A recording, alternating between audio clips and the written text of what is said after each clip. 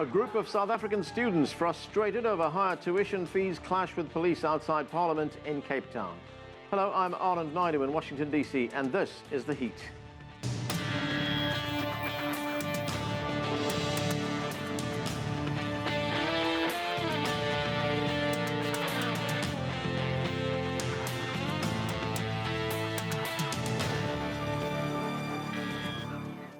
Since September, student demonstrations have brought chaos to university campuses across South Africa. At that time, the government announced universities could determine their own tuition increases for 2017, as much as 8%. Last year, South African President Jacob Zuma responded to the backlash of student protests by putting a stop to tuition hikes. But this time, student groups remain at an impasse with the government for a solution. We begin our coverage with CCTV's Angelo Coppola in Johannesburg. And Angelo, what are the students demanding right now? Is there a complete freeze on a tuition increase, or are they willing to consider maybe a small increase? The bottom line here, Anand, is that they want free tertiary education. It started out a little while ago where they wanted free education for everyone. It's now evolved into free decolonized tertiary education. So this is an attempt or a call by the protesters to make higher education here more Africa-centric. Meanwhile, Minister Nzimande deflected the fee increase issue away from his office and himself by telling universities that they could actually decide on an increase themselves within a certain cap. Some universities have recently announced that there will be 0 increases. Others have said that they're going to need to increase the fees somewhat to keep their university doors open. Protesters have said no increase will be tolerated. They've also frustrated because no government ministers are talking to them, on campus at least, although there has been some closed-door meetings, and it appears that it's a standoff at the moment with protesters preparing to disrupt exams as we speak to make their point. It's not going to end well. Anand? Now, the South African President Jacob Zuma announced the creation of a commission, a task team, if you like, to look into this issue. What is the intent behind that task force, and has it made any difference at all? And therein lies the confusion. The president announced the commission, and he also announced the task team. The commission was supposed to have submitted a report a little while ago, in fact about 2 weeks ago.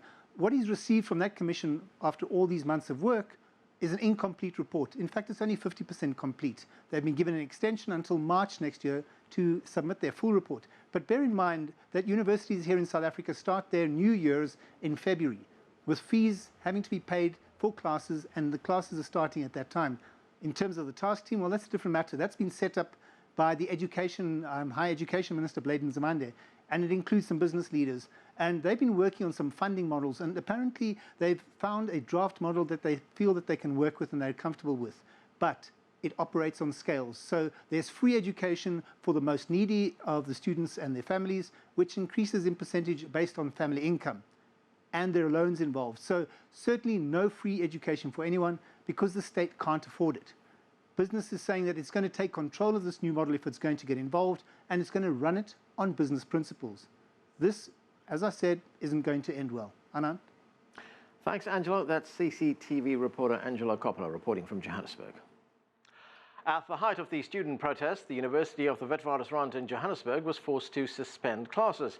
Our next guest is Adam Habib. He is the vice-chancellor and principal at WITS, as the university is known. Adam, thanks for joining us.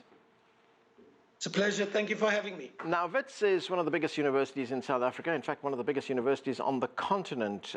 What is the situation at the university right now? Well, let me say, firstly, we're not the biggest. We probably one of the more highly ranked universities, but there are many, many bigger universities in the country. We have about 37,000 students. It is one of the more prestigious on the continent. And effectively, at the moment, we are in the middle of exams. We did have quite a bit of protest 3-4 weeks ago. Unfortunately, we could not stabilize the university without bringing in private security and police. We did bring in private security and police, and for a day or two we had serious disturbances. But since then, we've managed to get stability at the university. The lecture schedules have all been completed as of last week, and our examinations formally began yesterday, and we've had 2 full days of examinations without any disruption. Now, given all these disruptions that you have had over the past few months, can the 2016 academic year be salvaged? It has been salvaged. At the moment, we adjusted our academic programs. We lost about 15 days of lectures. We adjusted our academic program. We effectively added 2 more weeks on the lectureship schedule. And effectively what that meant is the net loss of academic days was only 3 days. So actually we have finished our academic, or at least our lectureship part of our academic year. We are in the middle of examinations and we hope by the end of the month to have concluded examinations. So Wits University is in a fairly strong position. If you're asking the question of other institutions, I think many universities are trying to salvage the academic program in one way or the other. Many like us have proceeded with lectureships and concluded them and are in exams. Some universities have postponed parts of the examinations to January, but we've decided to proceed and finalize them this year. Right, Adam, these protests have been about fee increases. There's been a lot of damage, a lot of destruction on many campuses. Students have lost a number of days during this mayhem. Is it your feeling that these fee hikes is the protest rather confined to fee hikes, or is it about something more in South Africa?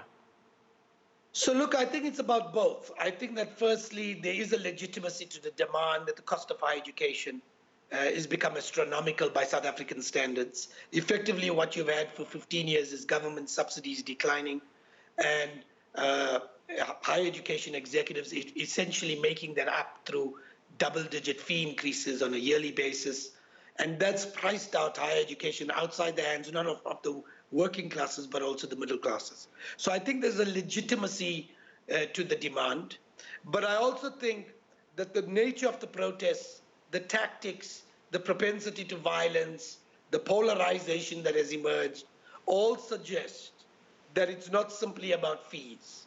There is a broader unhappiness in the society about the political system, about government, about the state of delivery, about the state of our democracy, about corruption definitely, and all that has manifested itself on our universities and has reflected itself through the medium of the fees must fall protests. So I think it's a combination of things. I've been publicly said that I think that the cause is a legitimate one.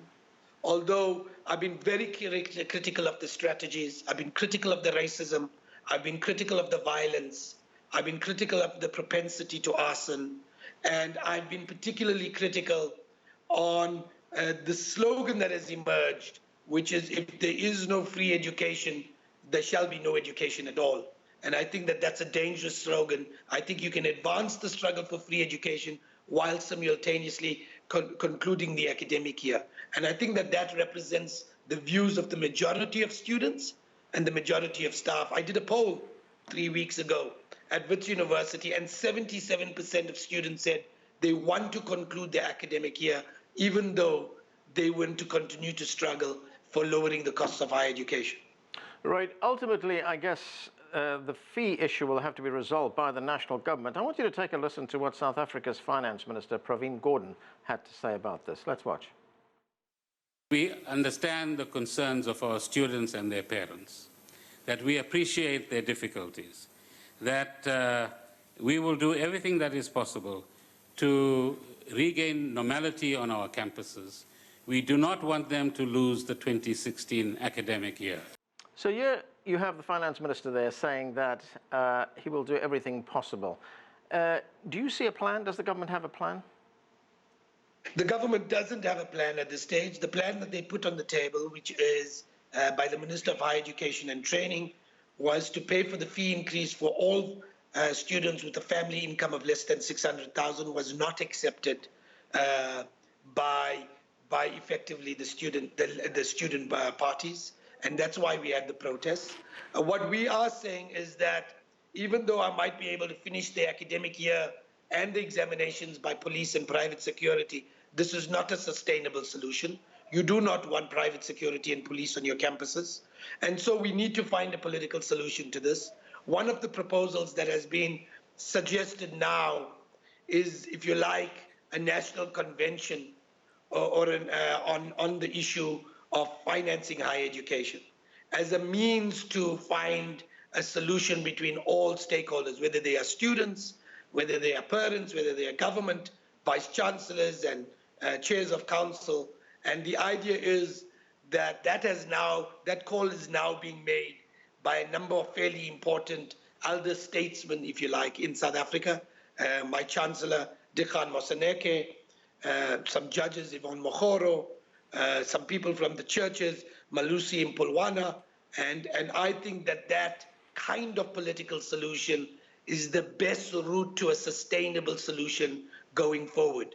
For now, we'll have the police and the private security, but next year we'll be back to square one unless a political solution is found. How serious is the government about this? Because the president of South Africa appointed a commission comprising ministers, comprising state security officials. He left out the finance minister, of all people. But that commission produced an interim report on Friday. And I looked at that interim report. Unfortunately, I don't have time to read the whole thing to you, but it doesn't say much. In fact, a lot of it's complete gibberish. How serious are they? Yeah, so look, I think, well, there's two separate things. The government appointed a task team, a presidential commission to investigate the feasibility. The problem with that is the deadline for that presidential commission to conclude its report is June 2017, and I think that's too late.